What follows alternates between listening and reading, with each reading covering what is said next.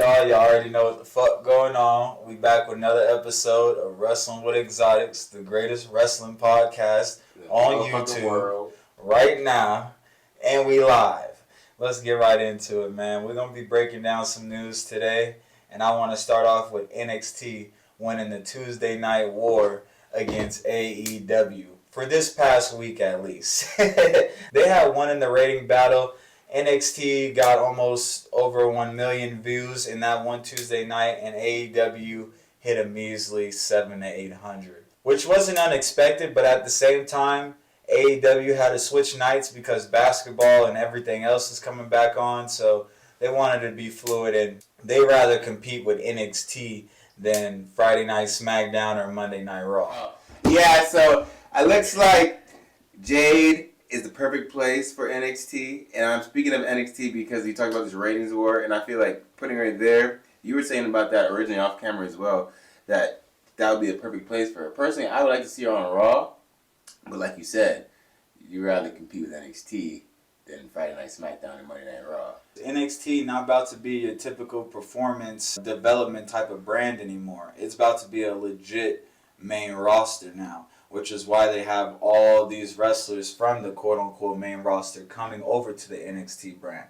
Like Becky Lynch, John Cena, LA Knight, you name it. They coming over here, and there's even more of them that want to compete over here against these upcoming wrestlers in NXT, which I love to see that because a lot of wrestlers in NXT right now, they got heart.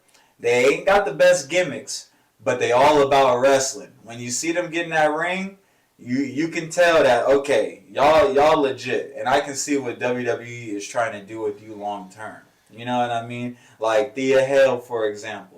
Braun Breaker, Dragunov. Like, I can see what they doing for these people, and I'm excited to see where they're going to go. Like, you know what I mean? They're going to be real needle movers in their own rights. Yeah, I definitely see that. In other news, though, I definitely want to talk about who game it is. You mentioned LA Knight. I like when you kick it off, you mentioned him before, so I don't got to do it sometime. That just shows me his star power is growing. You got no choice to talk about the kid. But, you know, we came to terms with the fact that LA Knight, if he's not officially there yet, he's definitely transcending into that main event status. And they're having him go against and compete and be in promo battles and do things with people who the WWE has had in high esteem. But in the past 2 months, he shared a ring with Jimmy Uso, Roman Reigns, The Miz, and John Cena, and Solo Sikoa. And all those people are big, prominent factors when it comes to promotion of the company, when it comes to representation. They've been on reality TV shows, some of those people. They go do late night talk shows, and that's pretty much let me know that LA Knight's headed in that direction because they like how he's able to carry himself and the fact of how he's getting people invested. I will say he's going to continue to need to improve in the ring, and I feel like little by little LA Knight is showing us more and more of his repertoire, and I feel like he only didn't really expound upon it the first part of his career because he was just worried that, like, okay, what if I do all this and I don't get over and I still get released anyway? And I feel like now it's like added incentive for him, like, okay, they said you can't wrestle, bro. Like, show him a different move every time you go in the ring. And it's like, it's him beating people that we know he would never have beaten 6 months ago. 6 months ago, he would have never beaten Solo. But it just shows me, too, WWE saw something in him and kind of kept him tucked away. Get some help. You got to get some help now. We got to protect Solo, too, because he's the future. I definitely see what they're doing with Solo. He's going to have his own type of bloodline faction, but he's going to be different than Roman. It's not going to be like the exact to the T, but he's going to have his own shit. That's what you see coming from this? Not from this specifically, but just of how they're booking him. Because they book him with extremely... You need to cheat to beat Solo. And even though he's only won the North American Championship, he hasn't won anything on the main roster, and he's almost been here a full year. So that shows me they're keeping him as like a threat, but not showing that he can win a title to lose it. So that way, that kind of takes away from his aura. So it's gonna take. I want to say, the middle part of 2024, he should have a title, a mid-card title or something. I look at Solo like I look at Ludwig Kaiser. The only reason why people is beating you is so that way they can face Roman. Other than that, this person probably couldn't see you in the ring. Yeah, completely. Because Solo can wrestle. Solo better than his brothers. Way better than his brothers. And LA Knight and Solo Sikoa both came up together in the Future Stars of Wrestling out here in Las Vegas. I would love to see an official rematch between them you know, but this time no outside interferences, no nothing. Let's go straight up, and I can almost guarantee y'all Solo would get the win. Yeah, but that's only Solo can figure out whose game it is. I don't know if he can. It's a Solo game. He don't have to figure it out because he about to beat that nigga up. LA Knight gonna have to figure it out. Whose game is it? It might be Solo's. It might be mine. It's mine. I don't know. Yeah, let me talk to you, Solo. You ain't shit without your uncle. Speaking of John Cena hinted at championship number 17 this past Friday night on SmackDown when he was talking with Roman Reigns. He told Roman, I haven't earned the opportunity yet. And that one sentence is very telling because he could have said anything else. He could have been like, no, I'm not going for that right now. But I know somebody who is, like, you know, or... No, I mean, he could have just said anything else. But he basically told you, I haven't earned it yet. But basically saying, nigga, I will. And trust me, when I do, you gonna know. You gonna know for sure. And I'm excited. John still left the light on for number 17 because I was starting to think that he really don't give a fuck at all. That brings me to the match that they're going to be having at Crown Jewel versus each other. I don't see John Cena winning that match at all, but that can segue him into getting a rematch later on down the line, maybe even at WrestleMania versus Roman Reigns, and then dethroning Roman Reigns for the WWE Championship. And how can that happen? Well, we still got Jey Uso who don't like Roman. You know what I mean? And the way it's looking, Jimmy might be getting bullied a little bit more by Roman, and he might not like it and turn on Roman all over again. So, you know, it's kind of setting up for people to help John Cena become this world champion. Yeah, it's like everybody wants. That'd be a cool storyline. Like, I would be behind that. Like, if everybody was like, John, we want to see you get 17, bro. We'll do anything to, like, help you. Just because, like, it'd be funny, like, the whole roster, John Cena's faction, a random person comes out and just be like, every time that John defends the title, this random person comes out and helps him, and then after, I remember when I was in 2007, I used to watch Raw every Monday night, and I would see John, he defend that championship with no help. I got no problem helping out Mr. 17 times. Well, at the same time, bro, he wouldn't even, not to discredit that, but he wouldn't even need to do that only because of how many enemies Roman has been making these past few years. He's got 3 years worth of enemies. So I feel like one of them 3 years worth of enemies should be able to help John Cena retain that WWE Championship. I believe that, but I would love to see that. That would be fantasy booking. In the alternate storyline, I feel like LA Knight's gonna get this championship match against Roman. Oh yeah, he is, and unfortunately, he will lose. He will lose it, and I'm okay with that because I've been campaigning from almost a year now just to get this guy into these type of moments when they thought it was gonna be the end of, you know, God bless the dead Bray Wyatt. With him in that feud, they thought it was over, and I just love seeing. Because right after that, he was losing to Xavier Woods and all type of shit, bro. Yeah, and I love that you mentioned that, bro, because I have to mention that because they won't put my guy. Hold on, because they won't ever put my boy Xavier Woods in the spotlight that he deserved. Like, bro, how long does he have to hold it down on promotions, commercials, and get y'all all this money? Like, and you still won't give him a singles title? And then he beats your mega star 2 times in a row, and he still don't get shit. Like, bro, that shit is whack as hell to me. I gotta mention that because everybody's saying he a mega star and all the mega. They going mega. They not even saying super. They're going mega. You gotta be different. Okay, but the mega superstar couldn't get over on a mid carder. That's just, you know. That was all before the push. That was all before the momentum turned. That was all before what WWE realized they had in their hands. If LA Knight did not catch fire like this, how I've been seeing what the potential he had to be this level of a competitor, they would have been having him win these matches and set it up to we wouldn't even be questioning that shit. But they didn't see him like that as yet. And remember what Triple H said, good things come to those who wait. So it could apply to Xavier Woods too, because LA Knight is older than him. LA Knight is strictly a singles competitor. He don't have no attachment to any group. And he didn't get fucking done up by a computer chair like fucking Xavier Woods by Drew McIntyre. So okay, but let's throw a big ass computer chair at LA Knight and see if his nose can handle it. Well, like, let's see. I don't know. Come on, bro. That was terrible to throw out there, though. I love it because the rails, all that current momentum. That nigga got to worry about healing his neck and the spine. You can't worry about trying to get him singles titles. Can you come in the ring? Can you wrestle? Or you going to cheerlead for Kofi? That's how Kofi by himself right now because that computer chair took you all the way out. The megastar, you didn't let no 2 victories over by Xavier Woods stop his momentum. That's real drive. Titletown, that's where we're from, man. Look, He headed bro, there. if that shit wouldn't have happened to Xavier Woods, he was on the greatest push of his entire storied career. That is not what he's doing. If Xavier Woods was to shake his hips and play the trumpet, I don't want to see those motions and actions. I'd rather see LA Knight come in there and talk some shit and tell Logan Paul he could take the bottles of Prime and stick it you know where. Yeah. Pause. Exactly. So we got that out of the way. But no, they can't even see. Look, you can see Xavier Woods in there with Logan Paul. He could be in there definitely, but because he's movie stars. But it's like he's like, what is he really gonna do? I feel like if they gave Xavier Woods as much leash as they give Ricochet, or maybe even a little bit more, he'll show everybody that he's built for this role. Again, I feel like it's all about the opportunities that you get. Look at LA Knight. We thought he was about to be a maximum male model, and then he was given a different opportunity, and now he's a mega star. So that's what I'm saying. That was his With the right opportunity and the right trust, it could happen. Also, I'm glad you brought that up about Xavier because now I know why I haven't been too keen on supporting his endeavors. See that nose piercing, Xavier.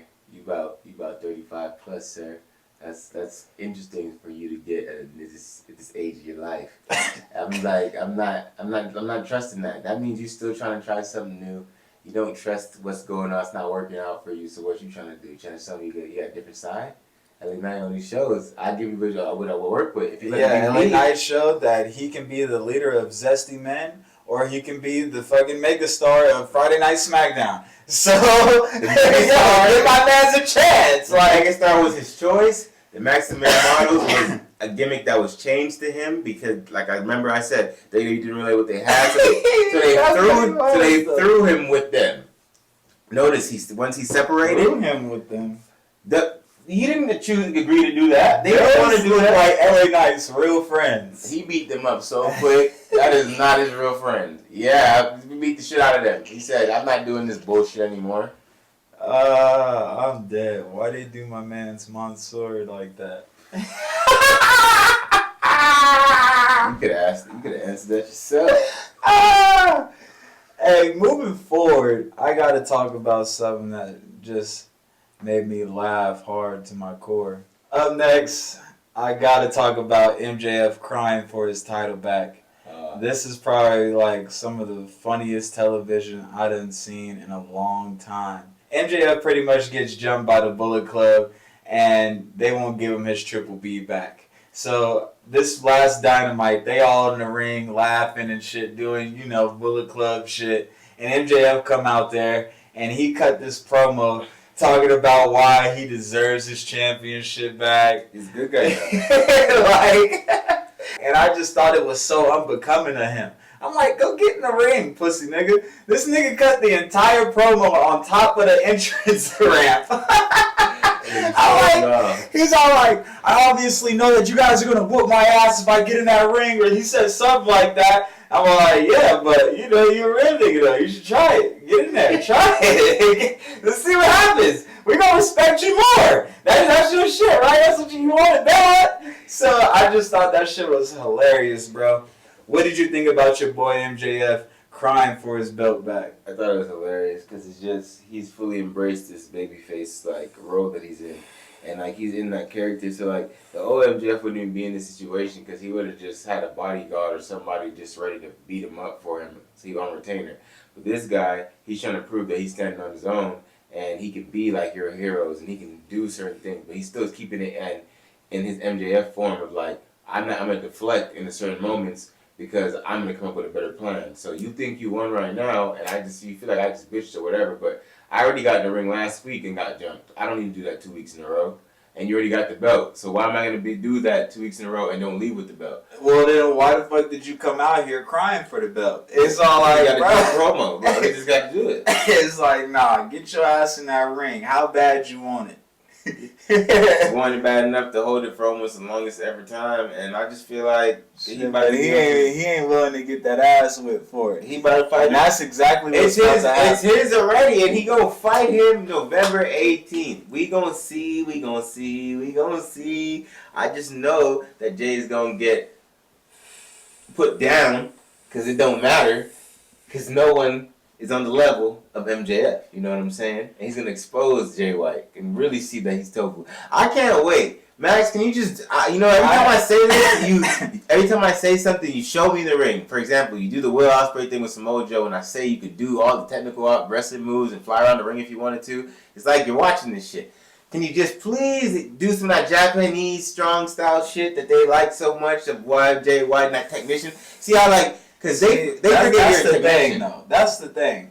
You can add the tidbits and do all that, but you're not like that. You're not really cut like that. Jay White, he really cut like that. And on top of that, he's got the Bullet Club, which is a perfect segue into MJF losing that belt. Adam Cole ain't here. He's pissed off everybody in the locker room, talk shit about everybody as soon as he can. So there ain't nobody that can help him keep that belt. The only way if he keep that belt is if he cheats and the Bullet Club doesn't help Jay White at all. But by the way it's looking, it looks like Jay White don't mind using the Bullet Club's help at all. And that's what I like to see because that's more telling than anything. That tells me that they about to be on some Judgment Day shit and they gonna help Jay White get that belt simply because they love the man. They come out here with a fucking life-size cutout with this nigga every week. They have an entire life-size cutout of Jay White. And they bring it out with Jay White. And they hang out with the ringside. They put their arms around it, all type of shit. They love Jay White, bro. So, MJF, count your days, bud. I'm not even worried about none of that shit. Because I have a strong feeling that there's a little bit of cap in Adam Cole's level of injury, and I feel like it is very serious to where he does need to get surgery. But I feel he just got surgery this past Monday. Exactly, and I feel like the recuperation time of him. Oh, we won't see him for a cool minute.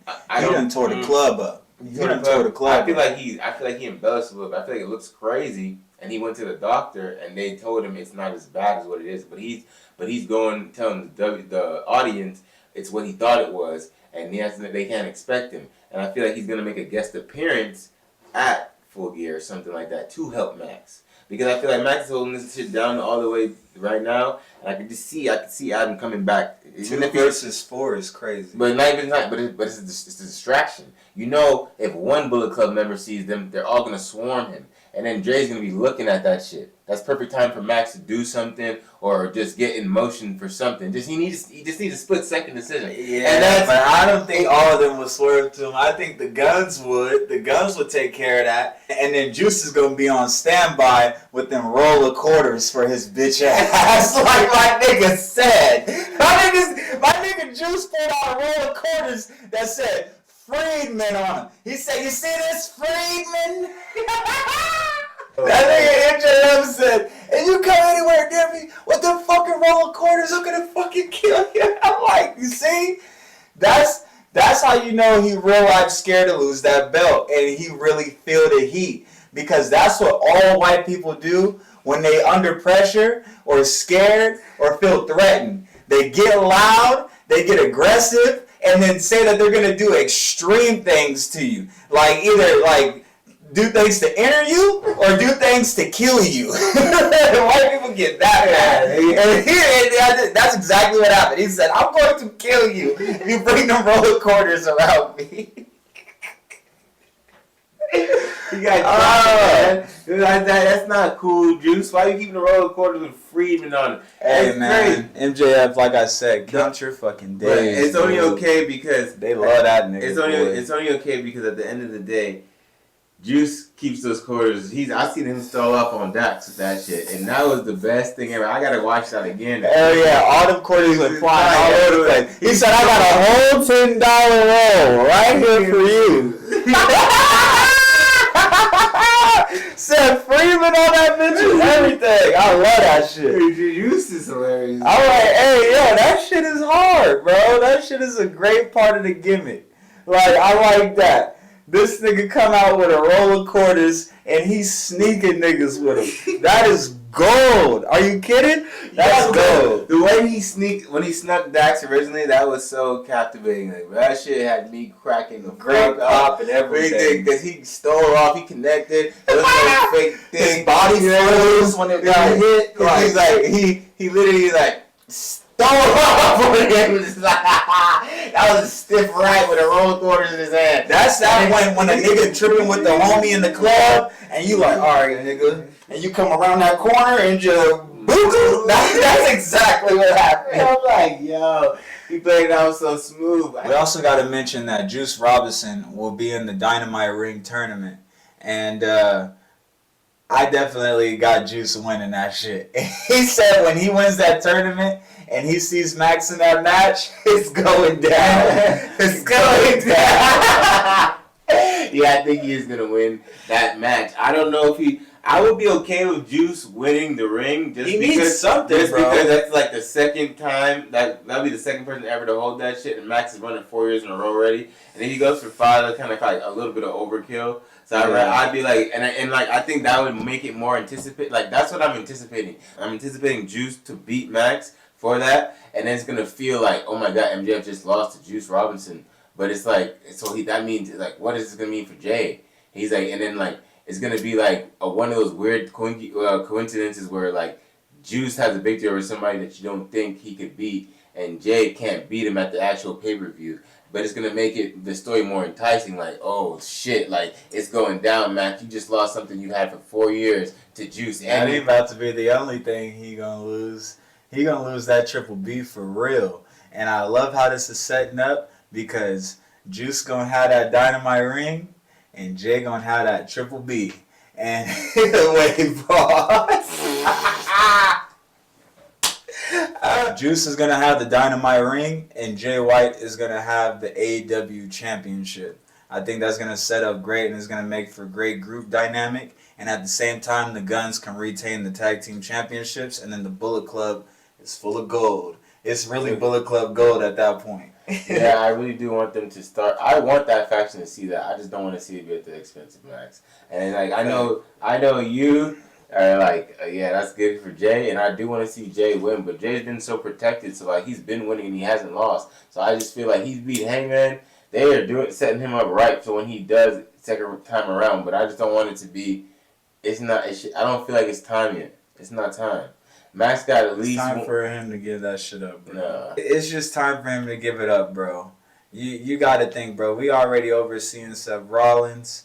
Like I was just saying about that. It's the same thing for Max, though. It's the same thing for Max. We done seen him go over people that we know in our heart of hearts that man shouldn't have got over on. Okay, and then on top of that, there's these quote unquote fake idols or fake figures stealing or parading around as the AEW champion.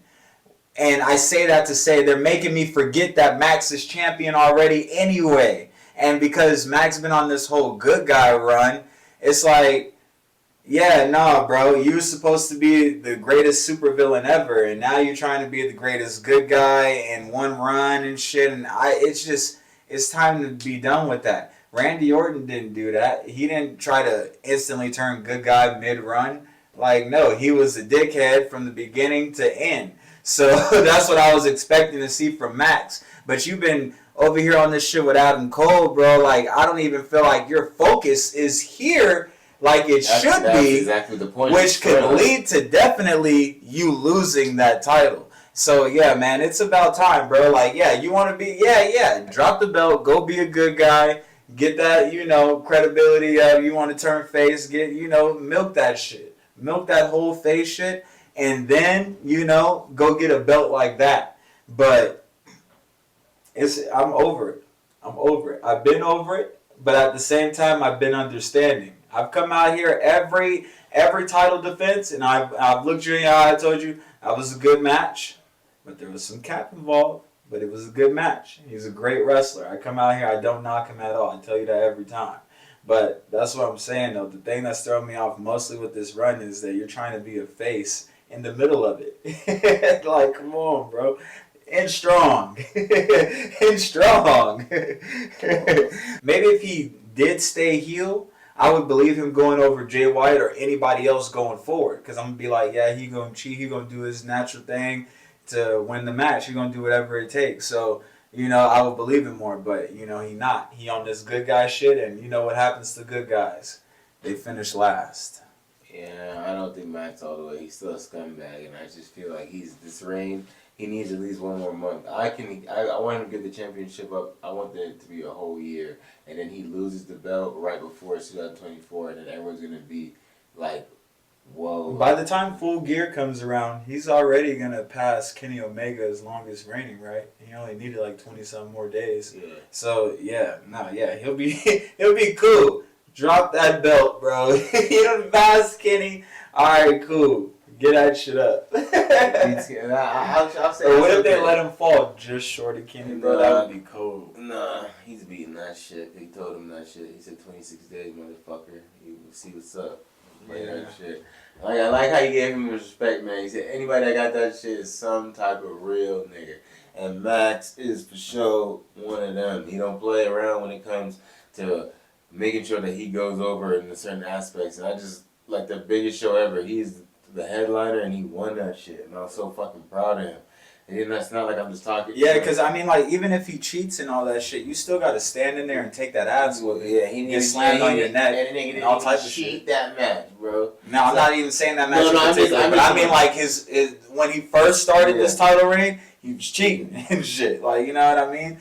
But, like, at the same time, he was standing in there and taking the abuse and still figuring out a way to win the match. So, like, you know, you just tip your cap to him and just be like, yeah, he good. In other news, we got Orange Cassidy regaining the International Championship, bro. That was fucking lit. I was not expecting it, and neither was Orange Cassidy. My man literally pulled up to the arena, didn't know what he was doing. He just thought he was going to be kicking it with Hook. He thought he was kicking it with Hook today. Like, and then, sure enough, John Moxley didn't get cleared for the match to go against Rey Fenix for that International Championship. So, you know, they was like, we need a stand-in, and Orange Cassidy was on go.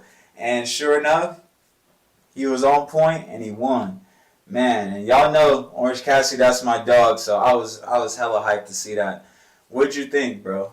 Honestly, I thought this was a cool match, and he prevailed, but I feel like we're about to see a different side of Orange Cassidy, and I feel like he's low-key about to be like kind of like a heel. I really hope so. I would like to see that. Because if you noticed, after the match, he didn't even really acknowledge them like that. He and his friends, he was much more happy that he has a championship. Yeah. Because he realized, like, I feel like he realized when he lost that bitch, bro, you could tell it put him in a dark place because he was all like, yo, I don't have nothing anymore. He's like, you have a championship, and I used to. Yeah, he's like, this pretty much is something I prefer. I like being a champion. Yes. So he's got that, bro. It's the same look Edge started getting when he won that belt for the first time. Because Edge wasn't thirsty for the WWE Championship until he won it that one time. And after he won it that one time, we seen him in only that title picture. We ain't see him in no mid-card championship after that. It was only world titles. So I feel like that's the same look Orange Cassidy got right now. Like, literally. This and up. This international championship and up. That's it. That's it. I really hope, bro. Shout out Orange Cassidy, man. That's my motherfucking dog. Next on Wrestling with Exotics, everybody is still on Jade Watch. We are trying to see which roster she will land in. There's been a lot of reports saying that she's going to go to SmackDown. Where would you like to see her go, bro? Preferably, I think she should go to Raw. I know the card over there seems like overpacked, but I feel like that's the fastest way to tune her up quickly.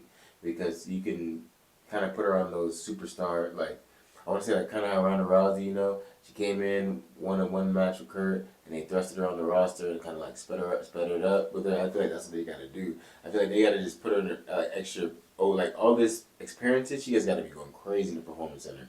But like when she does get there, she got to get tested right away, and she got to be tested by someone who wrestles a good style with her. And I feel like that's somebody that she can be able Nia Jax. Yeah, something like that. Like same height, not the same weight, obviously, I feel but like, it would be able to let Jade display her strength, and at the same time, it would be able to give Nia Jax an opportunity to display her talents as well with somebody that's, you know, not as seasoned as Nia Jax, you know. absolutely. She can kind of just whoop on her a little bit and it would make sense. Preferably, I would like to see her go against someone like Raquel, because I feel like that would be a little bit better, because Nia's very stiff and might hurt Jade, because Jade is like a rookie. I feel like... I mean, Jade is a little stiff too, though. Yeah, that's what I'm saying. Like, they would just kind of, you know, well, they would look good in the ring together, honestly. Like, yeah, but I feel like Raquel is cool because she can be that tall, strong, and slam. Like, imagine Jade picking her up and like doing a body slam on her or something like that, or even possibly like just punching her. I feel like they can't have the buff girls versus the buff girls too soon, though. Like, I feel like that'd be too corny. If I'm being real, like, I feel like they kind of got to hold off on that and just let her like lead up to that. It's basically like how Gunther went against Ricochet, then he went against Chad Gable, and now he's going against Bronson Reed. Like, you see like how the changes in weight classes like go up like that. Like, I want that to kind of be the same for Jade. Like, all right, beat up on the little bitches first, and then just keep going up in the weight class. You know what I mean? All the way up until you hit Piper Nevins. And then we go from there. And then we go all the way back down, and then we go all the way back. I was gonna say I think Jade should try to fight someone like Liv Morgan stature, someone like that, like someone who floats around. No, Liv Morgan, because you love Liv Morgan. Yeah, and Jade just can't handle Liv Morgan. That's just too much for her. That's just too much for her. I'm gonna keep it real. You gotta let her sell. It's too much for her, bro. But Raquel, right up her alley, because Raquel is a pushover. What's best for business is Jay to go to NXT and sharpen her skills, and it would also be an easy route for her to become a world champion on that brand. I've always felt like Jay needed a little bit more development as well, so it would also give her an opportunity to work close to the Performance Center and get the right help that she needs to be the champion that we can see her being in AEW. Yeah, she went 60-something-0, but at the same time, she went against a lot of people that were lesser than her. Like, she probably only went against 5 people, maybe, that were just as good as her, or maybe better.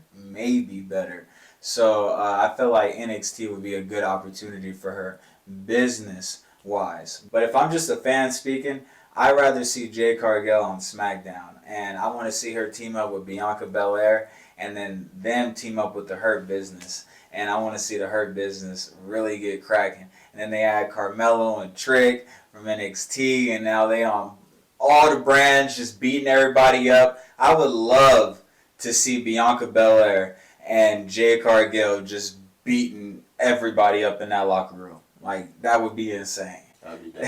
Beating Rhea up, beating Nia up, you name it, all of them. Like, line them up.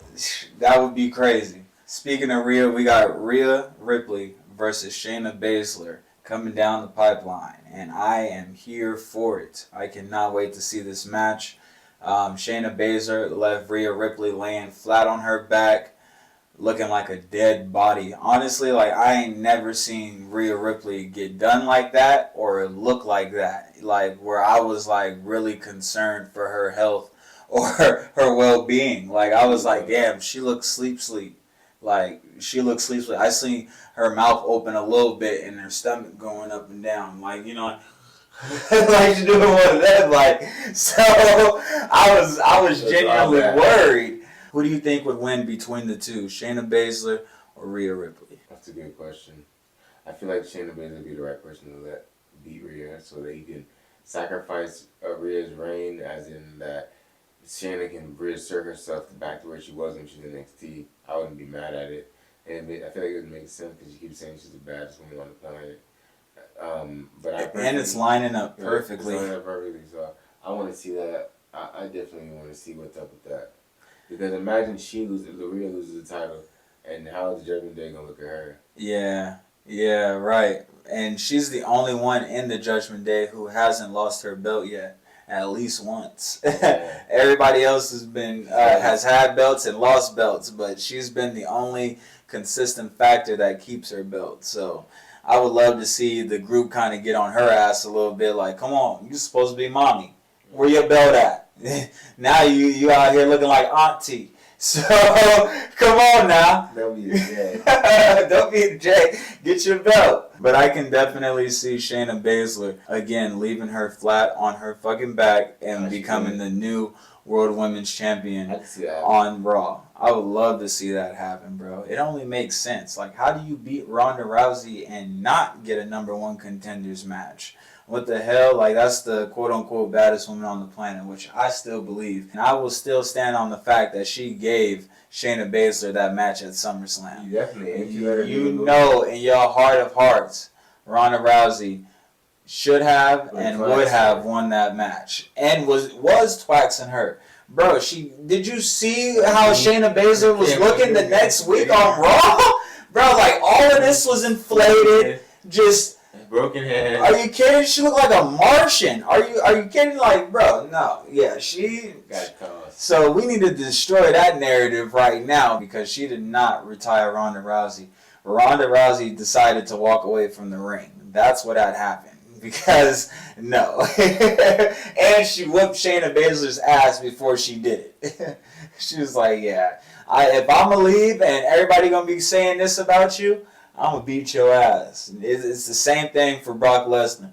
Brock Lesnar beat the dog shit out of John Cena. Bro, when John Cena finally won back that championship, he didn't win that shit back sweet. He didn't just beat the hell out of Brock Lesnar. Hell no. Brock was like, okay, if you about to go over me, okay, let me show you how this got to go first. And it's the same shit with Roman. That's why Roman always say he gets scared every time he have to fight Brock, because he know you about to go through hell. This is about to be hell. This shit ain't about to be easy for you. So yeah, no, I can't wait for this match between Shayna Baszler and Rhea Ripley. And this has been another episode of Wrestling with the Exotics, the greatest wrestling podcast on YouTube. We appreciate everybody out there for tuning in. Make sure you guys also like, comment, and subscribe on this shit, man. Tell your friends about it. And at the same time, go check out our shop at pcfshop.myshopify.com. We got some gear on there for all the players around the world. Yeah, heard me. Again, it's your boy, the Franchise Kid, Franchise Jerry, and I got my dog with me. I think I need a visual, but you can call me Cam. Peace.